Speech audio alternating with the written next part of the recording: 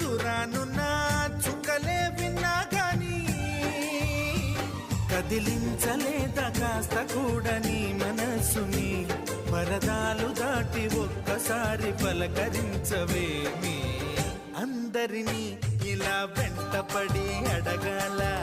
సరదాగా నువ్వే ఎదురైతే సరిపోదా నిద్రపోతున్న రాత్రి నడిగా